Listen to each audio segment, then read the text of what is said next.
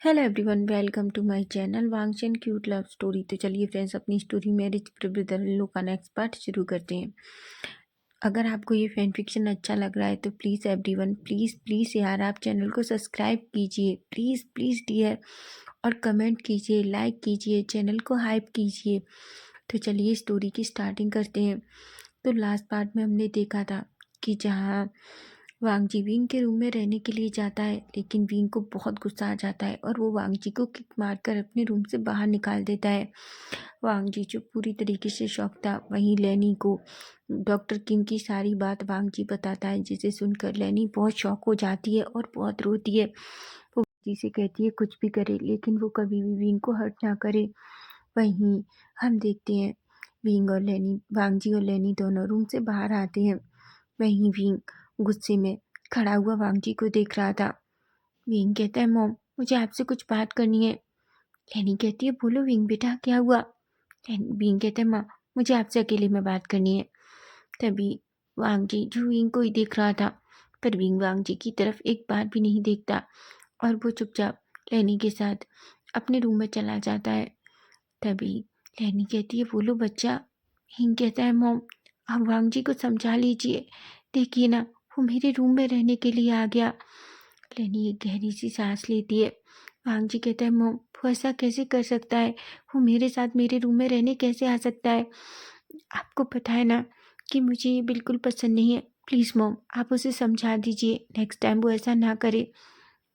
तभी लेनी विंग का हाथ पकड़ती है और कहती है विंग बेटा, मेरे पास आके आ बैठो।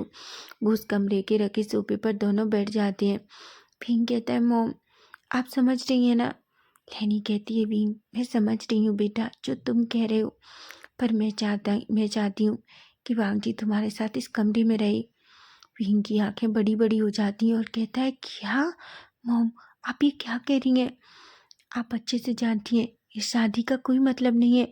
अगर आप ऐसा सोचती हैं कि हम दोनों की शादी हो गई है। लेनी कहती है बिल्कुल विंग, चाहे भले ही उसने ज़बरदस्ती तुमसे शादी की हो, लेकिन विंग बेटा, वो अब तुम्हारा अल्फा है, तुम समझ रहे हो ना। विंग कहता है मॉम, आप ऐसा कैसे कह सकती हैं, आप अच्छे से जानती हैं वो मेरी शादी को बिल्कुल नहीं मानता, और शायद मैं भी नहीं।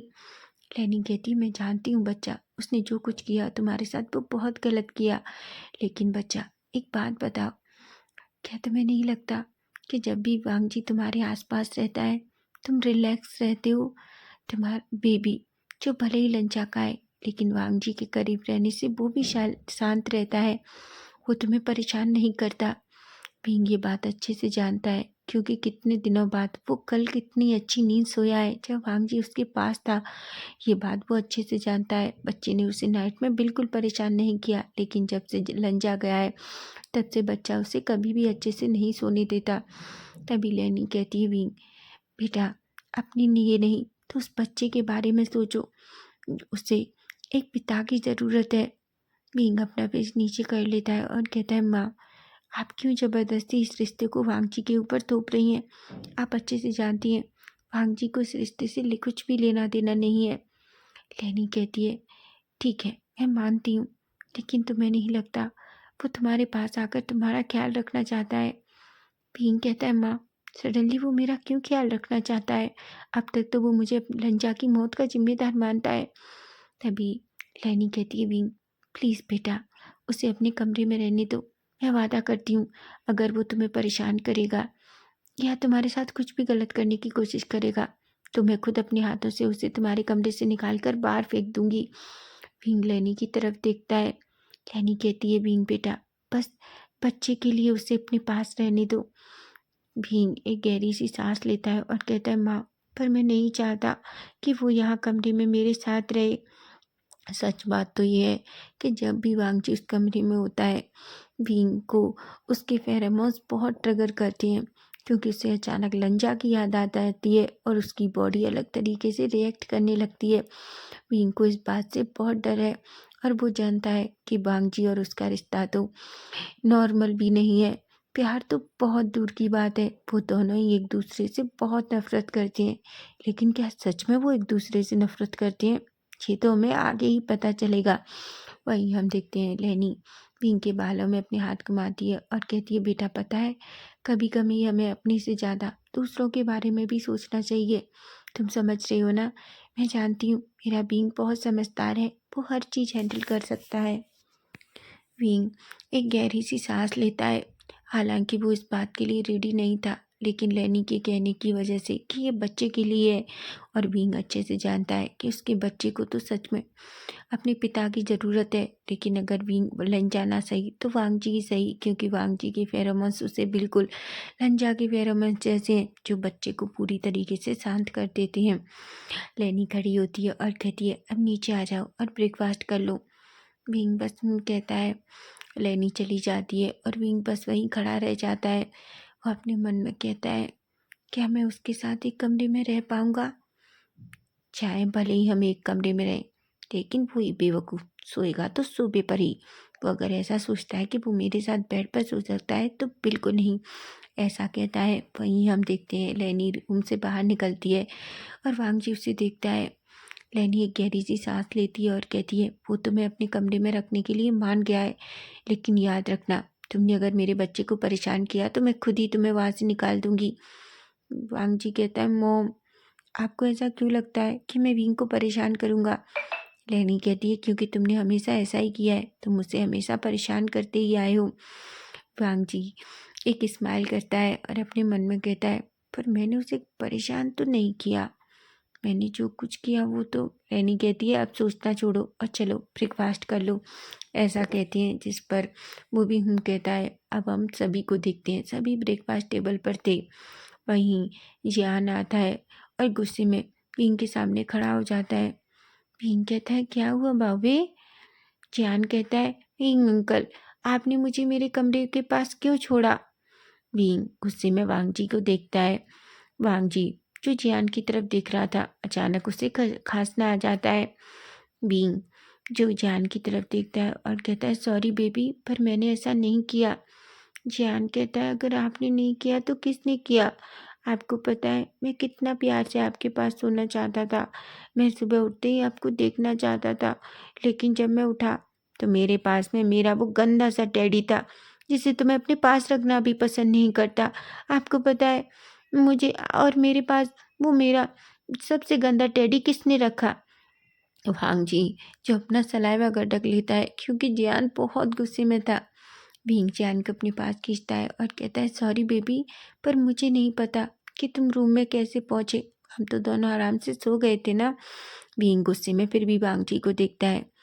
भांग जी कहता है, शायद जियान तुम्हें चलने की बीमारी हो नींद में। जियान कहता है, चुप करिए अंकल, मुझे कोई चलने की बीमारी नहीं है, मैं हमेशा अच्छे से सोता हूँ, समझे आप? जियान एक गहरी सी सांस लेते हैं और कहते हैं, वांग जी कहता है, गगा मैंने कुछ भी नहीं किया। जियान के फेस पर एक स्माइल थी।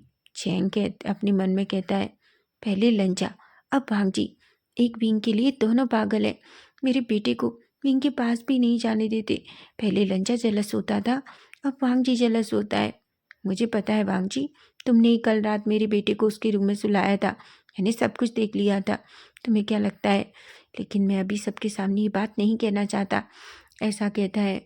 वहीं हम देखते हैं जियान कहता है, ठीक है, पर आज मैं आपके पास सोऊंगा। पिंग एक स्माइल करता है और कहता है, ठीक है, और आज मैं किसी को भी तुम्हें मुझसे दूर नहीं ले जाने दूंगा। वो भांग जी की तरफ देखकर ऐसे कहता है। भांग जी के फेस पर एक स्मक था, जिसे सिर्फ लेनी ही नोटिस करती है। तभी लेनवान कहते हैं, ठीक है, सभी अपना ब्रेकफास्ट फिनिश करो। सभी कहते हैं और सभी अपना ब्रेकफास्ट करने लगते हैं। वहीं हम देखते हैं ब्रेकफास्ट करने के बाद अचानक वांगजी का फ़ोन बजता है। वांगजी जैसे ही अपना फ़ोन देखता है, वो एक गहरी सी सांस लेता है और उसके फेस पर एक स्माइल थी, जिसे अचानक बींग देख लेता है। बींग अपने मन में कहता है, आखिर ये ऐसा किसका फ़ोन है जिस फ़ोन को देखकर ये इडियट इतना स्माइल कर रहा है? हाँ, होगा कोई जिसे देखकर इतना खुश हो रहा है। मुझे क्या करना, मैं क्यों इस बारे में सोच रहा हूँ? ऐसा कहकर अपना फेस दूसरी तरफ कर लेता है। वहीं वांगजी फ़ोन उठाता है और हेलो कहता है। वो खड़ा होता है और कहता है, गगा मैं बात कर कर आता हूँ, सिचैन कह देते हैं। वहीं विंग जो जाते हुए वांगजी को देख रहा था और अपने मन में कहता है, क्या फ़ोन इतना स्पेशल है कि वो सबके सामने बात भी नहीं कर सकता?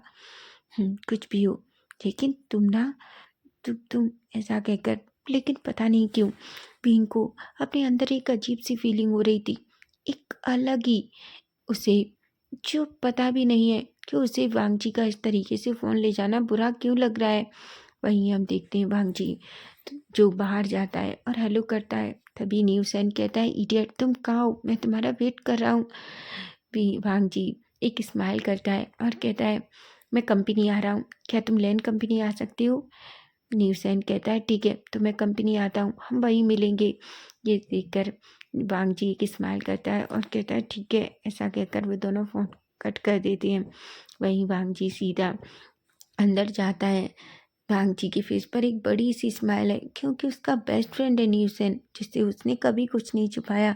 और आखिर बहुत टाइम बाद वो न्यूसेन से मिल रहा है। जब से वो कोरिया आया है तब से फ़ोन पर ही उसकी उससे बात हुई है। वहीं वांगजी के फेस पर एक बड़ी सी स्माइल थी। वांगजी जल्दी अंदर आता है और कहता है, गगा मैं जल्दी ऑफिस जा रहा हूँ, मुझे किसी से मिलना है। सिचैन कहते हैं, क्या हुआ वांगजी, तुम बहुत खुश दिख रहे हो। वांगजी कहते हैं, बिल्कुल कोई स्पेशल मुझसे मिलने आ रहा है और मैं बस अब जल्दी कंपनी जाना चाहता हूँ। सिचैन कहते हैं, ठीक है वांगजी तुम निकलो, मैं आता हूँ। वहीं भी वांगजी पलटने से पहले एक बार विंग को देखता है। विंग और वांगजी दोनों की नज़रें मिलती हैं, लेकिन विंग अपना फेस दूसरी तरफ कर लेता है। वांगजी के फेस पर एक स्मग था। वहीं विंग अपने मन में कहता है, आखिर ऐसा कौन सा स्पेशल पर्सन आ रहा है जिसके लिए वो इस तरीके से ब्रेकफास्ट छोड़कर भी जा रहा है। क्या वो इंसान इसके लिए इतना ज़्यादा मैटर रखता है? लेकिन विंग तुम्हें क्या करना, चाहे वो कुछ भी करे, अच्छा है वो इडियट जितना तुमसे दूर रहेगा, क्योंकि अगर वो घर में रहेगा तो ऑफ कोर्स वो तुम्हारे सामने तुम्हारे कमरे में रहेगा, ऐसा कि सोचता है। वहीं हम देखते हैं वांगजी जल्दी निकलता है, अपनी कार में बैठता है और सीधा अपनी कंपनी के लिए निकल जाता है। थोड़ी देर में ही वो अपनी कंपनी के सामने था। जल्दी से अंदर जाता है। तभी हम देखते हैं जैसे ही वो अपने केबिन में जाता है, वो देखता है न्यूसेन जो बैठा हुआ था। वांगजी जल्दी से उसके पास जाता है और जैसे ही न्यूसेन उसे देखता है वो खड़ा होता है और दोनों एक दूसरे को टाइटली हग करते हैं। न्यूसेन कहता है, मैंने तुम्हें बहुत याद किया यार, मैं सच कह रहा हूँ, तुम्हारे बिना तो वहाँ रहना बिल्कुल अच्छा भी नहीं था। वांगजी कहता है, तुमने सच कहा, वैसे मैंने भी तुम्हें बहुत मिस किया। तभी वो कहता है, वैसे क्या बात है वांगजी, तुम बहुत बदले बदले लग रहे हो, बहुत खुश दिख रहे हो। वांगजी कहता है, ऐसा कुछ भी नहीं है। तभी न्यूसेन कहता है, मुझसे मत छुपाओ, मैं तुम्हारा दोस्त हूँ, और वैसे मुझे बताओ कि तुम्हारे और विंग के बीच सब कुछ ठीक चल रहा है, लेकिन मुझे एक बात समझ नहीं आती, तुमने उससे शादी क्यों की? तभी वांगजी कहता है, न्यूसेन इसके बारे में हम अभी बात नहीं करते। ह्यूसेन कहता है, ठीक है वांगजी, लेकिन फिर भी मैं जानना चाहता हूँ आखिर तुमने उससे शादी क्यों की?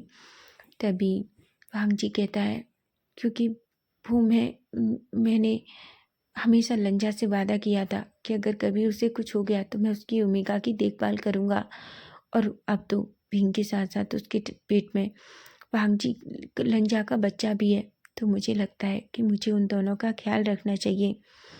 ये सुनकर न्यूसेन एक स्माइल करता है और अपने मन में कहता है, वांगजी क्या तुम मुझे बेवकूफ़ समझ रहे हो?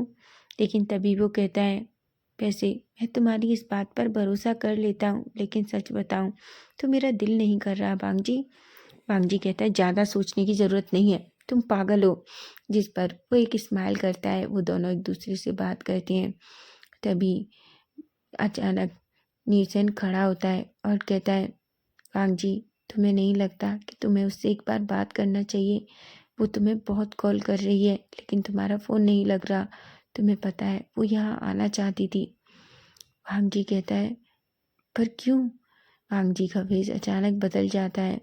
तभी न्यूसेन कहता है, देखो वांगजी, तुम अच्छे से जानते हो कि वो तुम्हें क्यों कॉल कर रही है।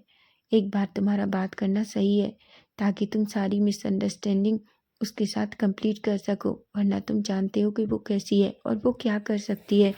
वांगजी कहता है, ठीक है मैं कर लूँगा। न्यूसेन कहता है, ठीक है अब मैं चलता हूँ, मैं बाद में तुमसे मिलूँगा। जिस पर वांगजी कहता है और न्यूसेन वहाँ से चला जाता है। वांगजी अपना फ़ोन निकालता है और अचानक वो अपनी पॉकेट में से अपना वॉलेट निकालता है और अचानक उसमें से एक सिम निकालता है। वो अपने फ़ोन को ओपन करता है और दूसरी सिम निकाल कर फिर से दूसरी डालकर उसे ऑन करता है और एक नंबर डायल करता है। वहीं हम देखते हैं अचानक उधर से कोई बहुत तेज़ चीखती है। वांग जी उसकी आवाज़ सुनता है। उधर से वो कुछ कहती है, तभी वांग जी कहता है, देखो मैंने तुमसे पहले भी कहा है कि ऐसा कुछ भी नहीं है, तुम्हें ज़्यादा सोचने की ज़रूरत नहीं है। उन दोनों में थोड़ी बहस भी होती है। वहीं वांग जी फ़ोन कट कर देता है और कहता है, प्लीज़ अब मुझे कभी कॉल मत करना और मुझसे बात मत करना। तभी हम देखते हैं उधर जो लड़की थी वो रोने लगती है। वांग जी कहता है, देखो तुम्हें ये सब करने की ज़रूरत नहीं है, मैं फिर से कह रहा हूँ आज के बाद मुझे कॉल मत करना प्लीज़। ऐसा कहकर फ़ोन कट कर देता है। वहीं हम देखते हैं वांग जी को पता नहीं क्यों लेकिन बहुत बुरा लग रहा था। लेकिन किसके लिए? क्या विंग के लिए? या आखिर फ़ोन पर वो कौन है जिसके बारे में सोचकर वांग जी इतना परेशान हो रहा है? आप सबको क्या लगता है? प्लीज़ कमेंट करके मुझे ज़रूर बताना। वहीं हम देखते हैं अब वांग जी जो अपना सारा काम फिनिश कर लेता है और वो इवनिंग को सीधा लैंड मेंशन के लिए निकल जाता है। वो जल्दी से एक आइसक्रीम पार्लर के सामने रुकता है और बहुत सारी आइसक्रीम पैक कराता है और उसे लेकर सीधा अपने में घर चला जाता है। थोड़ी देर में ही वो लैंड मेंशन के सामने था, वो उतरता है और सारी आइसक्रीम लेकर बाहर आता है। तभी हम देखते हैं विंग जो लेनी और चैंग के साथ बैठा हुआ था। तभी चैंग जो उसे देखता है और कहता है, वांग जी तुम फिर से आइसक्रीम लाए हो? क्या चैन ने भिजवाई हैं? वांग जी कहता है, क्यों? क्या मैं नहीं ला सकता गगा?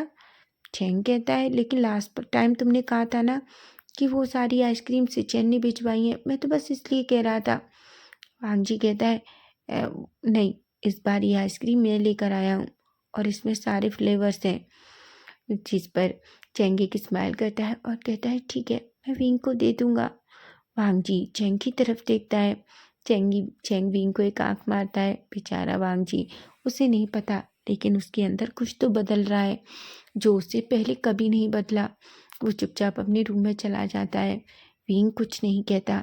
विंग अपने मन में कहता है, आखिर ये ऐसे क्यों ट्रीट कर रहा है जैसे मेरी बहुत परवाह करता है।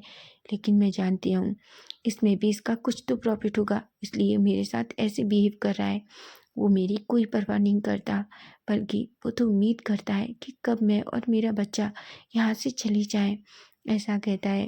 तभी हम देखते हैं चैंग हर तरह की आइसक्रीम प्लेट में लगाकर विंग के पास लाता है और कहता है, लो तुम्हारा अल्फ़ा तुम्हारे लिए लेकर आया है। विंग कहता है, मुझे नहीं चाहिए। ले चैंग कहता है, विंग थोड़ी देर पहले तुम्हारा मन कर रहा था ना आइसक्रीम खाने का, तो प्लीज़ खा लो।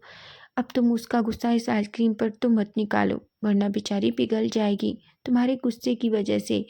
विंग के फेस पर एक स्माइल आ जाती है और वो आइसक्रीम को ले देता है। लेनी उन दोनों को देखती है और एक स्माइल करती है। उसके बाद वो तीनों ही आइसक्रीम खाती हैं।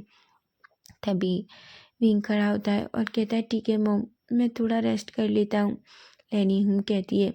वहीं विंग जो धीरे धीरे अपने रूम की तरफ जाने लगता है। जैसे ही वो अपने रूम में एंटर करता है, अचानक उसका पैर फिसलने ही वाला था कि तभी वांग जी जो अपने कपड़े निकाल रहा था वो विंग को देखता है और जल्दी से दौड़ता है। विंग जैसे ही गिरने वाला था, वांग जी अचानक उसे अपनी बाहों में पकड़ लेता है। विंग की तो हार्ट बीट बहुत फास्ट हो जाती है। वो अपनी टमी पर हाथ रख लेता है। तभी वांग जी उसकी तरफ देखता है और कहता है, क्या तुम देखकर नहीं चल सकते? अभी तुम्हें कुछ हो जाता तो?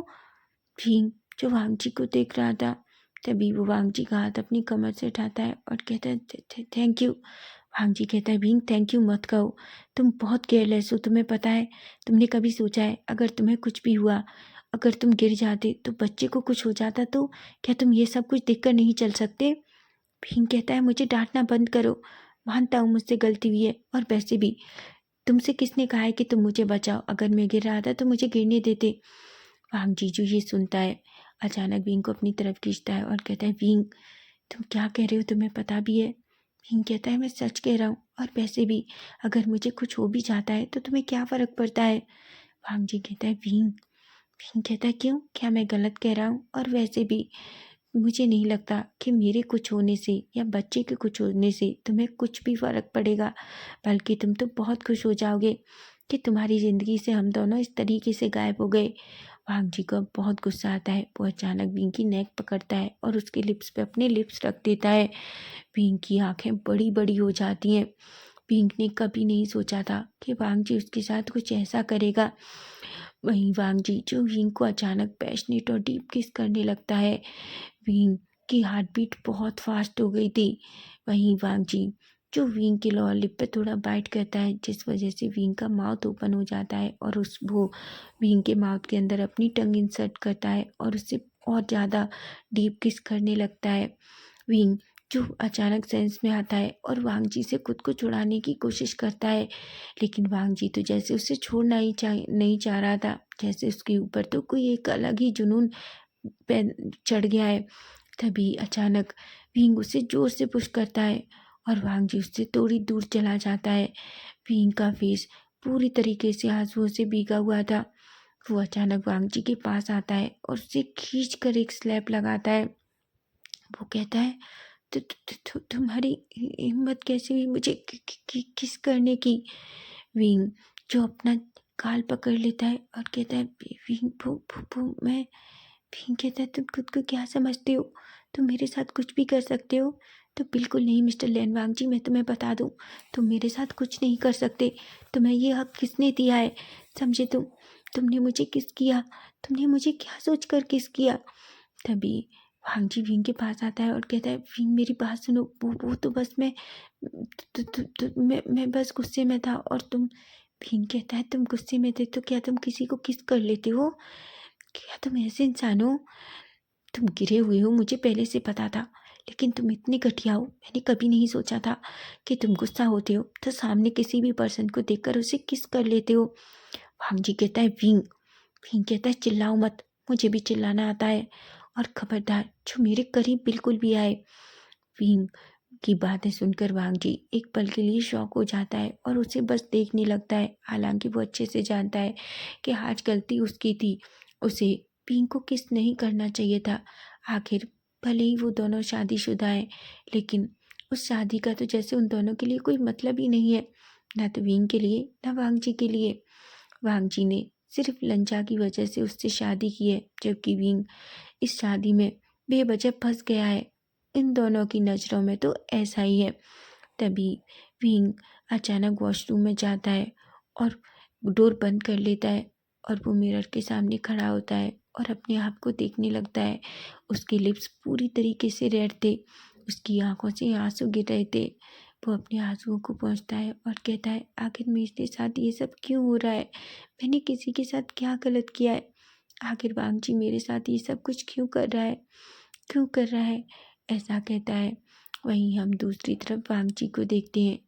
वांग जी अपने लिप्स को टच करता है और कहता है, आखिर उसके लिप्स इतने सॉफ्ट क्यों हैं, मैंने इससे पहले इतनी सॉफ्ट लिप्स किसी के नहीं देखे। वो सच में। तभी वांग जी कहता है, वांग जी तुम क्या सोच रहे हो, तुम पागल हो गए हो, तुम ऐसा कैसे सोच सकते हो। तभी वांग जी कहता है, पर मैं क्यों नहीं सोच सकता, मैंने उससे शादी की है, अब वो मेरा ओमेगा है। तभी वांग जी फिर से कहता है, लेकिन तुमने उससे फोर्सफुली शादी की है, वो तो तुमसे शादी करना भी नहीं चाहता था। वांग जी कहता है, लेकिन कुछ भी हो, अब वो मेरा ओमेगा है और मैं उसका ख्याल रखूंगा। और हाँ, किस भी किया तो कुछ बड़ा नहीं किया, आखिर मैं अपनी ओमेगा को किस तो कर ही सकता हूँ, ऐसा कहता है।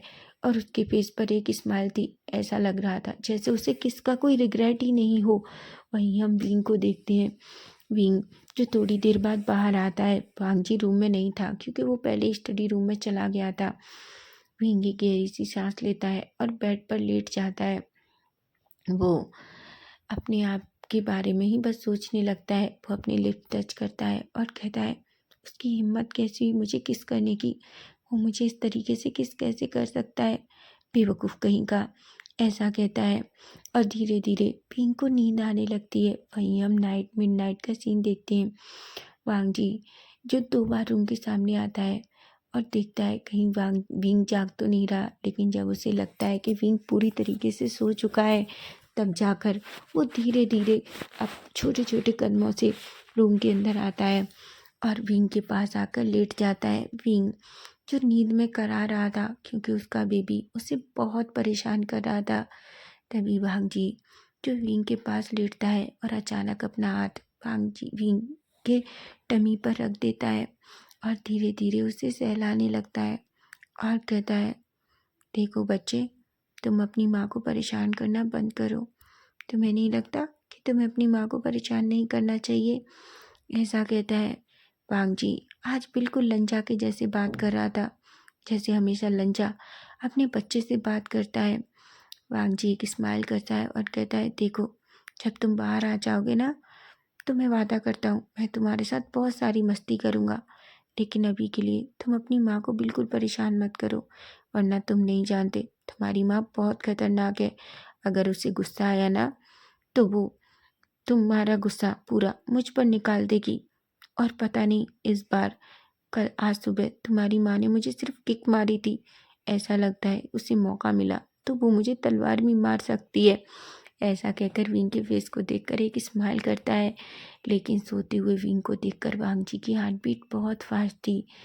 वो विंग के फेस की तरफ देख रहा था कि अचानक विंग का हाथ वांगजी के लिप्स पर अपने हाथ चला जाता है और वो धीरे धीरे वांगजी विंग के लिप्स को सहलाने लगता है। वो अपने मन में कहता है, आखिर किसी के लिप्स इतने सॉफ्ट कैसे हो सकते हैं?